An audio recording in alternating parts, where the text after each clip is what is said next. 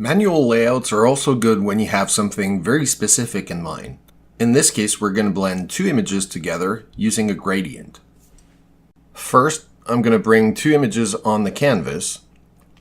I'm about to do something you should never do with photos, as you should never flip a picture, but for this demo that's okay. It's only a silhouette, so no big trouble. Next, I'm gonna resize and fine-tune the second image so it has enough overlap with the first image. Next, click on the gradient icon. In this case, we're gonna invert the direction of the gradient so it goes from left to right. Playing with the softness will affect how fast and how far the gradient goes from nothing to the full image. Tweaking it as well with the midpoint, which is the breaking point, if you want, of the gradient.